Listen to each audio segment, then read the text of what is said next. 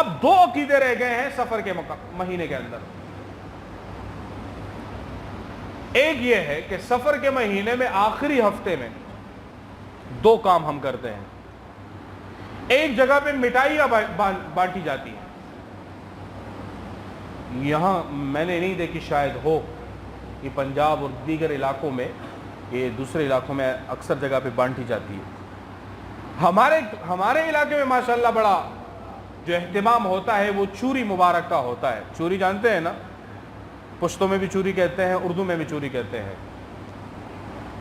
اور ہمارے بیکری والے حضرات اس کا بڑا اہتمام کرواتے ہیں. کہتے جی ہم تو کماتے ہیں، تو ٹھیک ہے نا، کماؤ، پھر شراب بھی رکھ لو ساتھ میں. کسی نے منع کیا آپ کو؟ کوئی اور منشیات بھی رکھ لو، کماؤ، کسی نے روکا تو نہیں آپ. آسان سا مفہوم ہے، لوگ سامنے پیش کر دیتے ہیں، ٹھیک ہے. آپ اس دن میں رکھتے ہو تو آپ وہ ربیع الاول کے اندر رکھو. ان دنوں میں آپ لوگوں کو سپورٹ کر رہے ہیں، گناہ میں مدد کر رہے ہیں. وَلَا تَعَاوَنُوا عَلَى الْإِثْمِ وَالْعُدْوَانِ، گناہ میں کسی کی مددگار نہ بننا، کسی کی مدد نہ کرو. تو یہ جو اہتمام ہوتا ہے اس کے پیچھے ایک عقیدہ ہے، ایک حدیث ہے. اور یاد رکھے، میں آپ کو ایک حدیث سناتا ہوں. اللہ کے نبی نے بیان فرمایا کہ جس نے میرے اوپر ایک بھی لفظ جھوٹ باندھا، فَلْيَتَبَوَّأْ مَقْعَدَهُ فِي النَّارِ، وہ اپنا ٹھکانہ جو ہے وہ جہنم میں دے گا.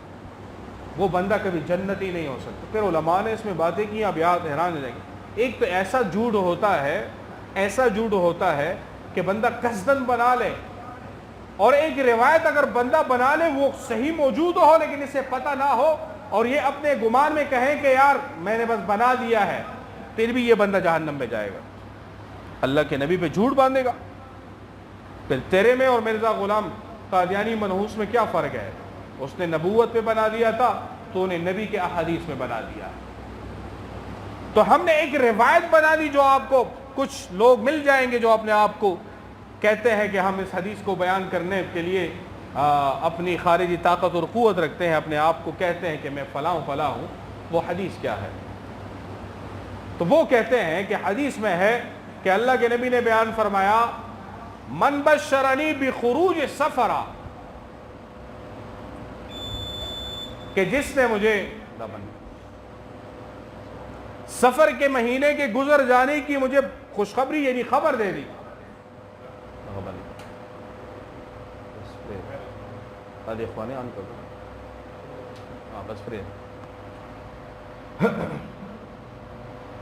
تو وہ کہتے ہیں کہ اللہ کے نبی محمد الرسول اللہ صلی اللہ علیہ وسلم نے بیان فرمایا، فقد بشرتہ بالجنہ، کہ میں اس کو جنت کی بشارت سناتا ہوں. یہ حدیث بالکل من گڑت ہے.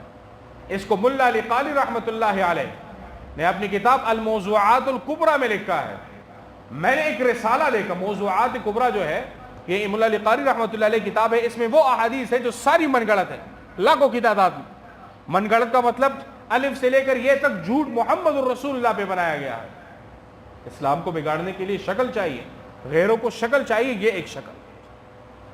میں نے ایک رسالہ دیکھا جس میں اس نے اس حدیث کو پیش کیا اور اس کے نیچے حوالہ بھی یہی دیا کہ الموضوعات الکبریٰ.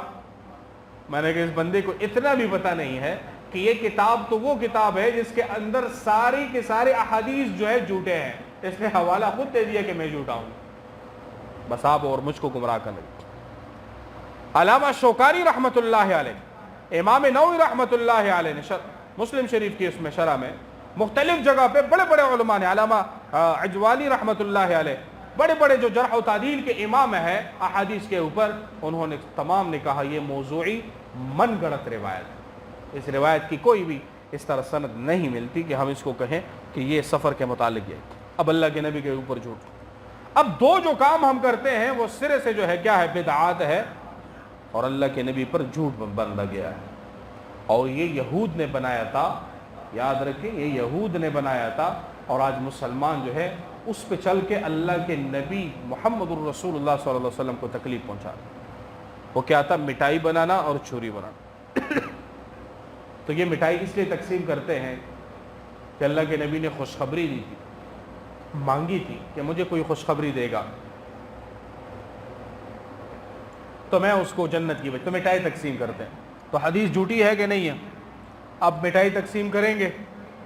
اب چوری کا جو کنسیپٹ ہے وہ سمجھیں.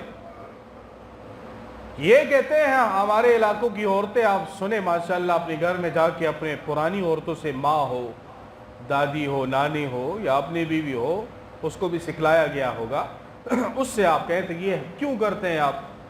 تو دلیل یہ پیش کرتے ہیں کہ اللہ کے نبی محمد الرسول اللہ صلی اللہ علیہ وسلم بیمار ہوئے تھے، تو اما عائشہ رضی اللہ تعالی عنہا نے جب اللہ کے نبی کو صحت ملی، اسی دن آخری ہفتے کے چہارشنبہ یعنی بدھ کے دن کو، جس کو پشتوں میں ہم شروع روز کہتے ہیں، بدھ کے دن کو اللہ کے نبی کی صحت میں جو ہے وہ کیونکہ بیمار تھے تو صحت یابی کی طرف آئے.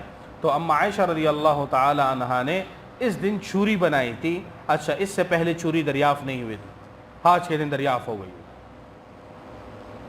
تو ہم اس سنت عائشہ رضی اللہ تعالیٰ عنہ کو تازہ کر رہے ہیں. استغفر اللہ. صحیح روایات کے اندر، مستند روایات کے اندر جو بات ہے وہ اس کے برعکس ہے. اللہ کے نبی ان دنوں میں بیمار ہوئے تھے اور پھر ربیع الاول میں وفات پا. تو اللہ کے نبی نے ایک لشکر تشکیل لی تھی. میں روایت کے ذریعے آپ کو سمجھانا چاہوں گا. اللہ کے نبی لشکر تجویز دی تھی کہ بھئی یہ جہاد پہ جائے، لیکن اللہ کے نبی وہ بیمار ہو گئے. تو اسی چہارشنبہ جو آخری ہفتہ ہے، اس میں اللہ کے نبی آئے اور اسامہ بن زید رضی اللہ تعالیٰ عنہ کو اسی لشکر کا جرنیل بنایا اور کہا جاؤ جہاد کے لیے. تو اللہ کے نبی بیمار ہو گئے تھے کہ صحت یاب ہو گئے تھے؟ آپ بتائیں نا، بیمار ہو گئے تھے کہ صحت یاب ہو گئے تھے؟ اب جو چوریاں بنائی جاتی ہیں وہ صحت یابی پہ بنائی جا رہی ہیں. اور اسی دن میں جس دن پہ ہم یہ خوشی بناتے ہیں، روایتوں کے اندر آتا ہے کہ اللہ کے نبی اس دن اور زیادہ مرض کی شدت کی وجہ سے اور بیماری میں مبتلا ہوئے تھے. ہم کہتے ہیں اللہ کے نبی صحت یاب ہو گئے تھے. یہ وہ یہودیوں نے خوشیوں میں کچھ مٹھائیاں، کچھ چیزیں تقسیم کی تھی، جو آج نعوذ باللہ ہم اسی سنت یہودی کو زندہ کر رہے ہیں اللہ کے نبی کے بیماری کے مقابلے میں. اللہ کے نبی مسجد میں آئے اور مرض کی ایسی حالت ہو گئی تھی سفر کے اس آخری ہفتے میں کہ اللہ کے نبی نے حضرت ابوبکر صدیق رضی اللہ تعالیٰ عنہ کو ہاتھ سے پکڑا. اے ابوبکر، نمازیں پڑھا دے، اب نمازیں نہیں پڑھا سکتا. تو اللہ کے نبی کی اتنی طاقت اور قوت نہیں ہے کہ نماز کے لیے مصلی پہ آ جائے. اور ہم نے روایت بنا دی ہے کہ اللہ کے نبی صحت یاب ہوئے تھے تو ہم نے چوری بنا لی تھی. الف سے لے کر یہ تک یہ من گڑت ہے. یہ یہودیوں کی سنت ہے. جو تازہ کرنا چاہے خوشی سے تازہ کرے.